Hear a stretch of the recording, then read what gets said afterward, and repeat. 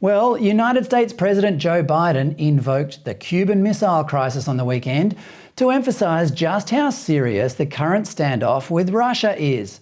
He said, quote, "We have not faced the prospect of Armageddon since Kennedy and the Cuban Missile Crisis. We've got a guy I know fairly well," he's referring to Vladimir Putin. "He's not joking when he talks about potential use of tactical nuclear weapons or biological or chemical weapons because his military is, you might say, significantly underperforming." It's worth noting that in 4 days it will be exactly 60 years since the start of the Cuban Missile Crisis, and the world has changed a lot since then.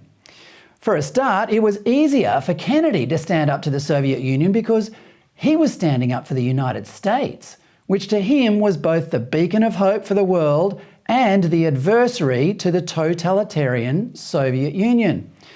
Paraphrasing an adage about war that is as old as history, he said, quote, "Only when our arms are sufficiently beyond doubt can we be certain beyond doubt that they will never be employed," unquote.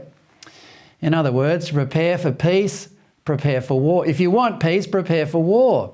When relations with the Soviet Union degenerated into the Cuban Missile Crisis a year later, the US had 26,400 nuclear missiles. The Soviet Union had 3,300. Now the Russians have 6,300 and the US has only about 5,400, although the US has more ready for quick deployment. And while the Americans' nuclear arsenal has diminished, so too has its resolve about what it represents. Only last month, Joe Biden said the biggest threat to the nation was internal, not external.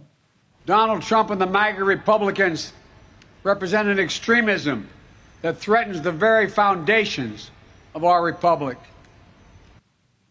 And his resolve over Ukraine in January included the possibility that a quote-unquote minor incursion by Russia might not provoke a stern response from the West.